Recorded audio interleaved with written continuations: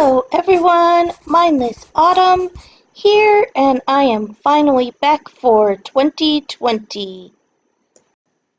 I have been sick for about a month and a half, so rather than filming my normal monthly bullet journal setup video, I decided to make this a flip through, and then decided that I actually really like the idea of seeing how things are actually used instead of just setting it up and making it pretty. So hopefully this will be helpful. What? Helpful? That's the word, to you as well. For my new bullet journal, I got the Dingbats Arctic something notebook. It has a cute little polar bear and narwhal on the front, and it is gray. I also got the AmandaRachLee Doodle planner, which is gray. They're slightly different shades of gray, but as close as I could get to matching. And I will show you how I use these. So the first part is the index, and at the top I wrote the start date and left a spot for the end date. I got that idea from Matt Ragland, who is also known as the Bullet Journal Guy on YouTube, and I thought that was a great idea, so I put that in mine. Then I have my future log, which starts in February. Since I'm starting this notebook in January, it's kind of redundant to have that in this section as well. Pretty much the same future log I've been using. If you've seen any of my previous bullet journals, it will look familiar.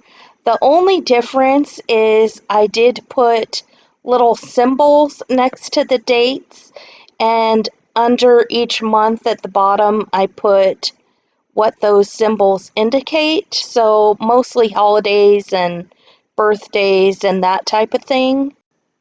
I tried in one of my previous journals to put all that information in my future log, but then I didn't have room to actually use the space I needed for my work schedule. So that's why I decided to go with the little icons this time, and I think it turned out pretty well. Then the following 6 months, and my grid spacing page, which I got that idea from AmandaRachLee. I mostly just break mine into halves, but it does make it easier so I don't have to try and remember how many dots. My word for the year is share, so the writing underneath the 2020 there is the definition, and it's kind of hard to see on film, but it looks nice in real life. Then I have my symptoms tracker, which tracks like migraines, coughs, colds. Also tracks my period and whether or not I called in sick to work or went to the doctor. I put the entire year on here. I'm not sure I'll be able to use the same notebook for an entire year, but I was feeling optimistic, so we will see. I also have the lunar calendar, which is just very easy, basic version of it, but I'm hoping that I may be able to see some kind of a pattern between all of this information on the couple pages there. We'll see how that works. Then my goals page,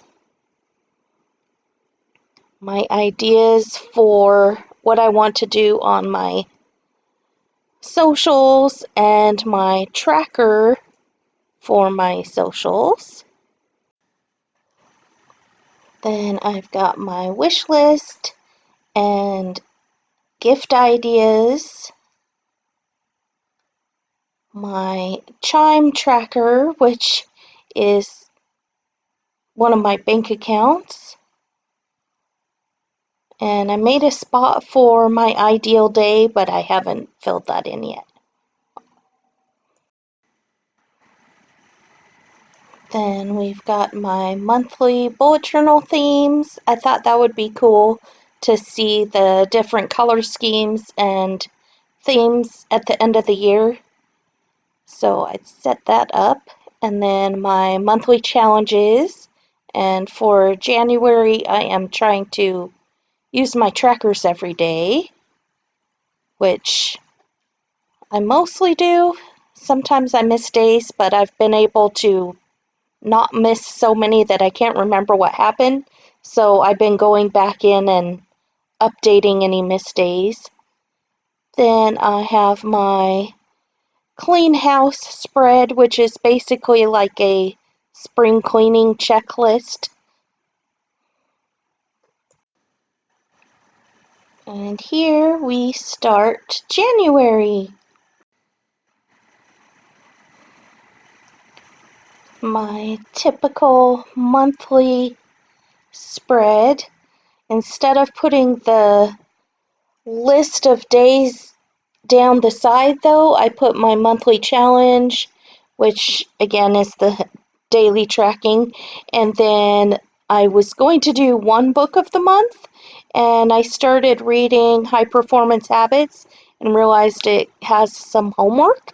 So then I also started reading another book which happened to have homework. So it's like homework, meaning that it's stuff you work through while you're reading. So Quiet is one that I actually was able to read all the way through. The High Performance Habits and Everything is Figure Outable have things to work through as you're reading, so those may take me longer than just the month of January. And I wasn't expecting that, but that's okay. I love to read, so my goal is still one a month, but every once in a while I may have extra ones, and that's fine. I also added the little lunar things on there.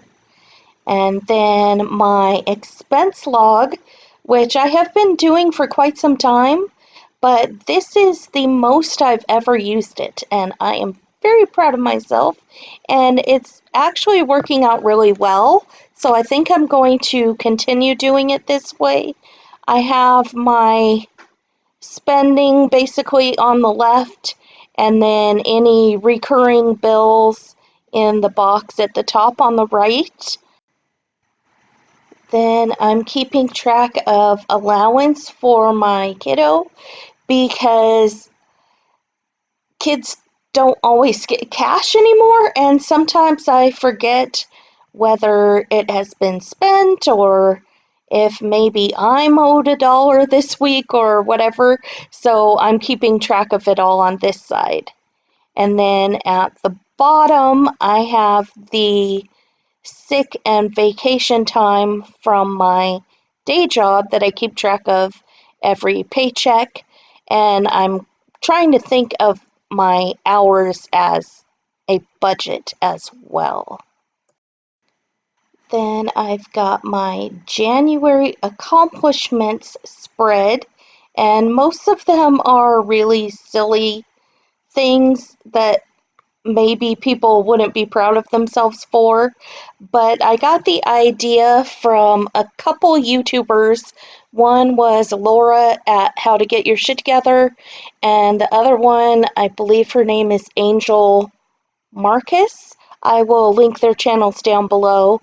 And I think this is really good because a lot of times with our to-do list, we have so many things that we don't get done and we are down on ourselves for not accomplishing everything.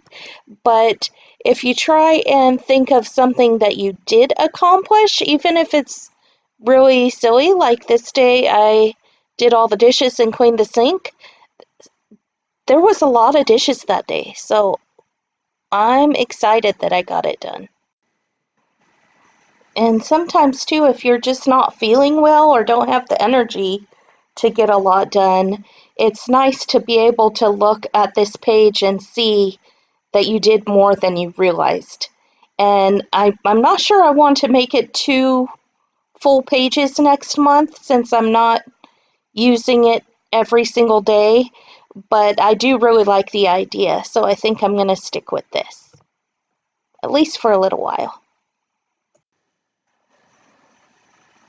Then I've got project ideas, which on the left are mostly house projects. It's actually very similar to my clean house, like spring cleaning list, but has a little bit different stuff. And then on this side, I have ideas for my website and my YouTube channel and that kind of stuff. Then we get into actual bullet journaling every day. I got my pretty washi tape. It says Happy New Year. My notes from reading Everything is Figure Outable. Like I said, it has some action, I don't remember what she calls it, action plans. I call it homework. It's just stuff to work through as you're reading. And that is my bullet journal so far.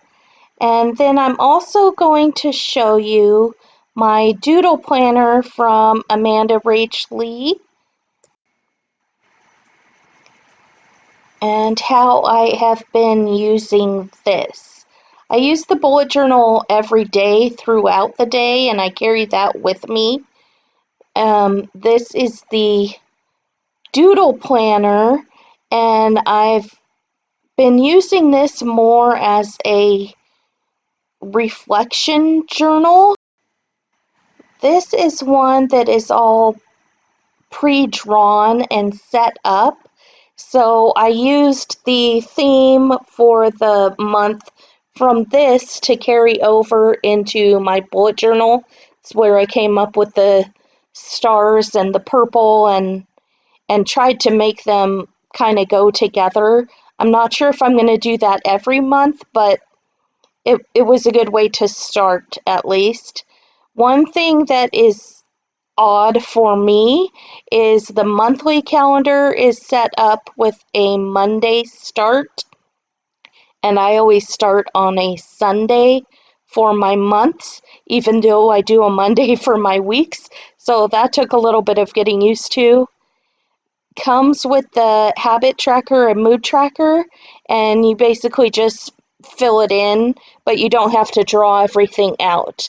So every night I use this as a reflection of how my day was and whether I met my habit goals or what my mood was for the day, and I don't necessarily have to carry this around with me everywhere I go, but it also keeps me from having to draw it all out in my bullet journal every month.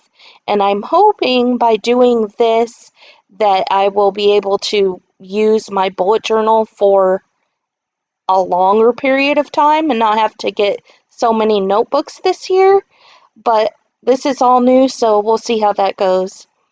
There's a lot of that darker purple color that means meh, and that's mostly because I was coughing all the time.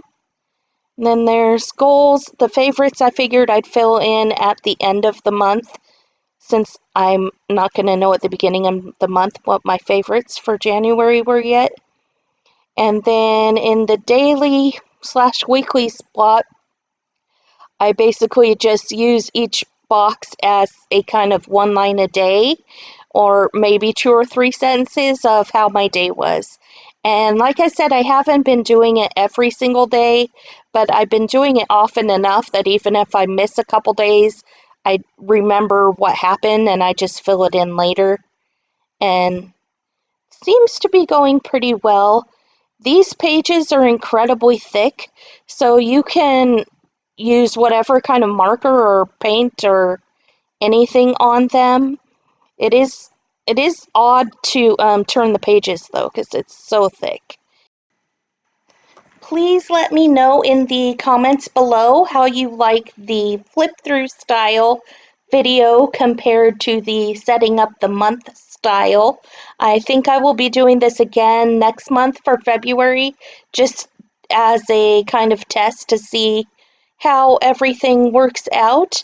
My plan so far is to just do one video a month while I get back into the groove of everything. I'm trying to get into the habit of writing more for my blog, and I'm going to do one video a month for now, and once I get the hang of everything, then I'll hopefully start adding more. Not sure if I want to ultimately be at one a week or two a week. I do still have a day job, so I'm still figuring all of this out, but any comments or suggestions or ideas are greatly appreciated, and I will talk to you guys next time. Bye!